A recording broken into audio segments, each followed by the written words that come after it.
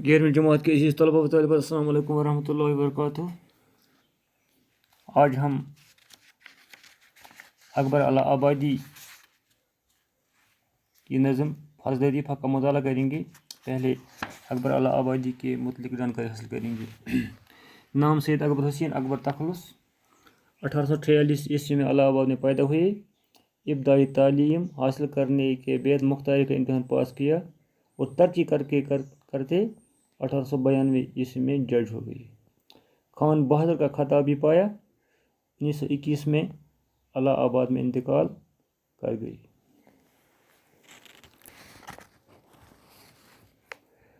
अकबर ने जिस दौर में होश संभाला, इस दौर में लोग अपनी कौमी रवायत को भूल रहे थे, मजहब और खुदा से भी लोग दूर हो रहे थे और अंग्रेज़ों की नकल कर रहे थे।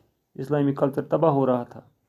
यह सब बातें अकबर के लिए काबिल कबूल नहीं थे, इसलिए उन्होंने लोगों की सोच को दुरुस्त करने के लिए अपने इशार को वसीला बनाया।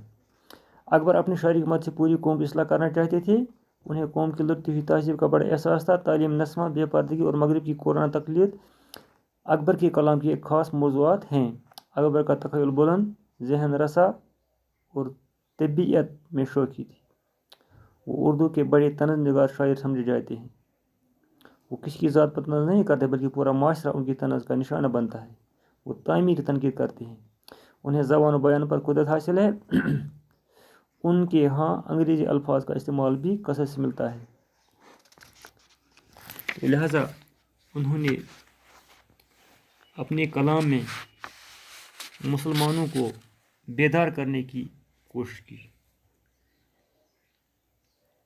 अकबर का मशरिकी जहन बर्दाश्त न कर सका कि कौम के नौजवान इस सैलाब में गर्क हो जाए, तो इन्होंने कौम के नौजवानों को बचाने के लिए अपनी सारी शायरी सलाहियतों को इस्लाह में सर्फ कर दिया। हाल ही ने तो माजी की शानदार झलकियाँ दिखाकर कौम की गैरत को ललकारा था। अकबर ने इसके बरखिलाफ हाल के तकाज़ों से मुतासिर होकर नसीहत की जगह तंज़ ज़राफ़त की चिटकियाँ लेकर कौम को झंझोड़ा। उनके ज़रीफ़ाना कलाम में दर्द खिसक के साथ ही साथ नसीहत की तलखी और खुशगवारी भी है। उनका तर्ज बयान दिलकश है। अपने मतलब को नए अल्फाज और तर्ज बयान से उन्होंने चलता हुआ जादू बना दिया। इनके चंद मखसूस अल्फाज हैं, मसलन बुद्धू, कुल्लू, शेख, ऊँट, टट्टू वगैरह,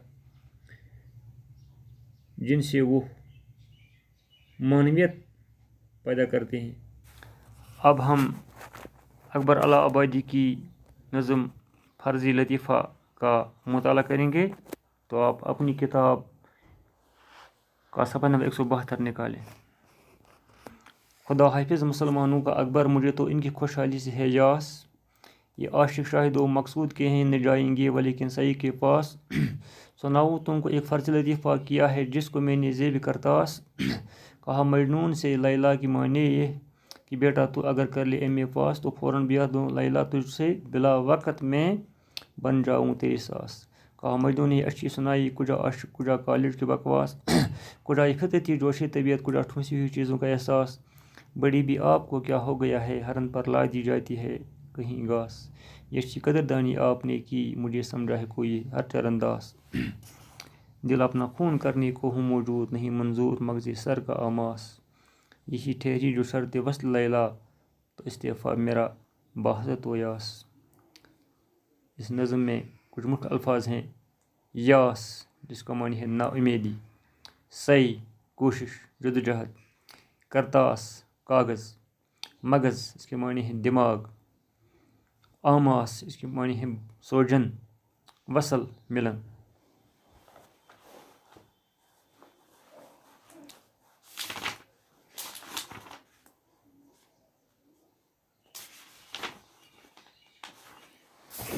क्योंकि हमने पहले ही बताया है, अकबर अला आबादी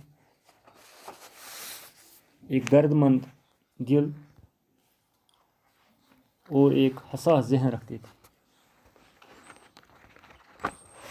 इस नज़म फर्ज़ लतीफ़ा में अकबर अला आबादी نے لطیفی کی صورت میں اس وقت کے مسلمانوں کی بدحالی کو طنز کا نشانہ بنایا ہے۔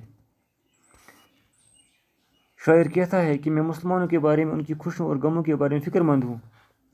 یہ لوگ مقصد کے عاشق ہیں اور ترقی پانے کی کوئی بھی کوشش نہیں کرتے ہیں۔ اس بارے میں فرض لطیفہ سناتا ہوں۔ یہ لطیفہ میں نے کاغذ پر تحریر کیا۔ خدا حافظ مسلمانوں کا اکبر، مجھے تو ان کی خوشحالی سے ہے یاس۔ اکبر الہ آبادی پہلے شعر میں اپنا تخلص استعمال کرتے ہوئے فرماتے ہیں، جو مسلمان ہیں مجھے نا امید ہے ان کی خوشحالی سے، کبھی خوشحال نہیں ہوں گے، ان کا خدا ہی حافظ ہے۔ یہ عاشق شاہد و مقصود کے ہیں، یہ عاشق شاہد و مقصود کے ہیں، نہ جائیں گے ولیکن صحیح کے پاس۔ یعنی مسلمان اپنا وقت حاصل کرنا تو چاہتے ہیں، لیکن انہیں سب کچھ بغیر کوشش کے کیے ہی مل جانا چاہیے۔ وہ کوشش اور جد و جہد سے دور رہتے ہیں، اسے جی چراتے ہیں، یعنی صحیح کوشش نہیں کرتے ہیں۔ یہ چاہتے ہیں ملے سب کچھ، لیکن محنت کے بغیر تو ممکن ہے۔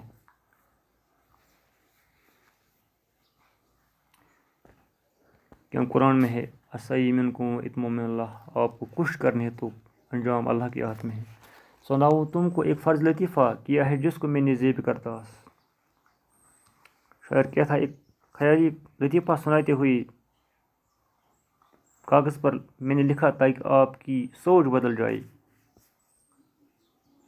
کہا مجنون سے یہ لیلا کی ماں نے کہ بیٹا اگر کر لی ایم اے پاس۔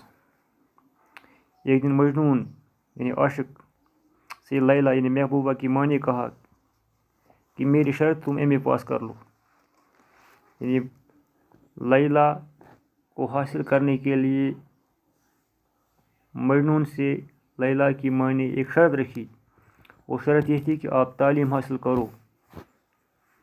جن دنوں یہ نظم لکھی گئی ہے، لطیفہ لکھا گیا ہے، ان دنوں ایم اے کی بہت بڑی وقت تھی، یعنی آپ حد سے زیادہ تعلیم حاصل کرو تو فوراً بیاہ دوں لیلا کو تجھ سے، بلا وقت میں بن جاؤں تیری ساس۔ کیا کہا کہ اگر تو ایم اے پاس کرے گا تو میں آپ کی شادی لیلا سے کر دوں گی اور آپ کی ساس یعنی آپ کی بیوی کی ماں بن جاؤں گی۔ کہا مجنون نے اچھی سنائی کجا عشق کجا کالج کا بکواس۔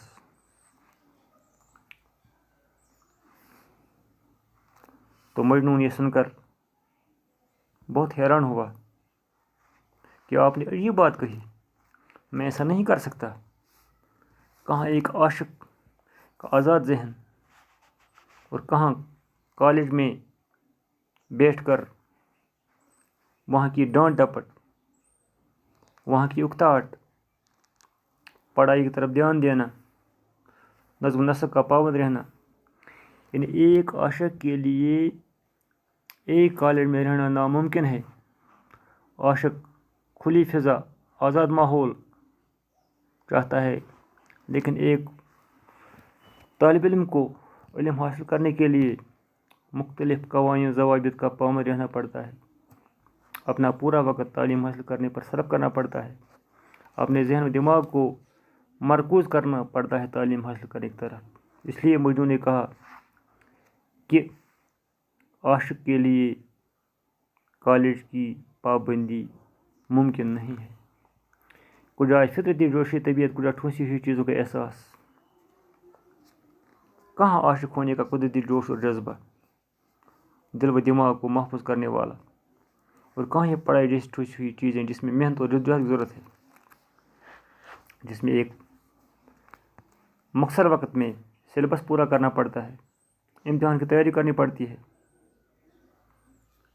اپنے ہر عیش و عشرت کو چھوڑنا پڑتا ہے۔ بڑی بھی آپ کو کیا ہو گیا ہے، ہرن پر لادی جاتی ہے کہیں گھاس۔ اے بزرگ خاتون، آپ کو کیا ہو گیا ہے؟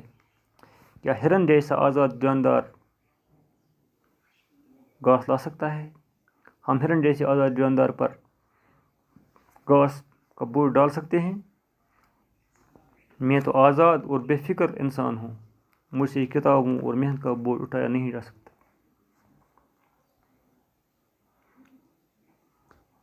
یہ اچھی قدردانی آپ نے کی، مجھے سمجھا ہے کوئی ہر تیر انداز۔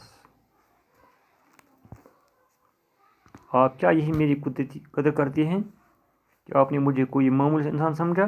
میں کوئی معمولی انسان نہیں ہوں، میں عاشق ہوں۔ یہاں طنزاً اکبر آبادی نے ایک ہندو نام لکھا ہے، چرن داس، ہر چرن داس، یہ ہندو نام ہے کیونکہ ان دنوں ہندو لوگ ہی تعلیم حاصل کرتے تھے، مسلمان تعلیم سے پیچھے ہٹ رہے تھے۔ کیا آپ نے مجھے معمولی انسان سمجھا کہ میں تعلیم حاصل کروں؟ یعنی تعلیم حاصل کرنے والے کو معمولی انسان سمجھا جاتا تھا۔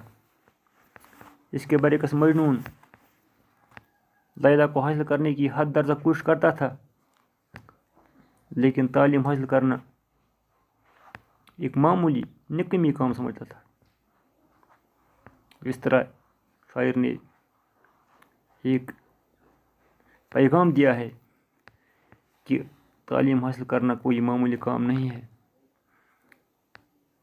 یہ لیلا حاصل کرنے سے بڑا کارنامہ ہے۔ دل اپنا خوں کرنے کو ہوں موجود، نہیں منظور مغز سر کا آماس۔ مجھے یہ محنت کا کام منظور نہیں ہے، میں اپنے دل کا خون کرنے کو تیار ہوں، اپنی محبت چھوڑنے کو تیار ہوں، لیکن محنت کر کے اپنے دماغ کو زخمی کر دینے کے لیے تیار نہیں ہوں۔ یہ اس نظم کا اہم شعر ہے۔ اس شعر سے نظم کا مرکزی خیال سامنے آتا ہے۔ بقول حالی مسلمان اپنے مقصد اور اپنے منزل کو چھوڑ سکتا ہے، لیکن جدوجہد، محنت، کوشش اور تدبیروں سے کام نہیں لیتا۔ وہ سب کچھ بغیر کوشش اور محنت کی حاصل کرنا چاہتا ہے۔ یعنی اس شعر میں مجنون یہ کہتا ہے کہ میں اپنے دل کو خون کرنا منظور سمجھتا ہوں، میں اپنے دل کے ارمان کو، دل کی امنگوں کو، دل کی آرزوؤں کو ایسی شرط پر چھوڑنے کو تیار ہوں، لیکن اپنے دماغ پر جدوجہد، محنت اور کوشش کا دباؤ ڈالنا نہیں چاہتا ہوں۔ یہی ٹھہری جو شرط وصل لیلا، تو استعفیٰ میرا بحث تو یاس۔ اگر لیلا کو حاصل کرنے کی شرط ہے تو میں بڑی نا امیدی اور مایوسی سے اپنی لیلا کو حاصل کرنے کی خواہش دل سے نکالتا ہوں۔ میں وہ شوق چھوڑوں گا جس کے لیے مجھے کوشش، جدوجہد اور محنت کرنی پڑے گی۔ چنانچہ وصل لیلا کا شوق تو ہے، لیکن یہ کسی محنت اور کوشش کے بغیر ہی حاصل ہونا چاہیے۔ اگر اس کے لیے محنت اور جدوجہد کرنی پڑی تو یہ شوق اور یہ مقصد چھوڑ دوں گا، مگر محنت اور جدوجہد نہیں کروں گا۔ اس طرح اس نظم میں اکبر آبادی نے اس نظریے کو، اس احساس کو عیاں کیا ہے کہ مسلمان محنت اور کوشش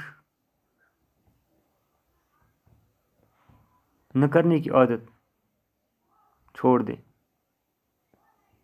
وہ کسی مقصد کو تعلیم کے بغیر، محنت کے بغیر حاصل نہیں کر سکتے،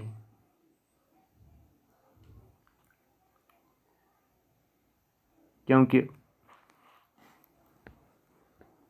جو آج دنیا میں بڑی طاقتیں ہیں، انہوں نے یہ طاقت، یہ شہرت صرف تعلیمی کی بنیاد پر حاصل کی ہے۔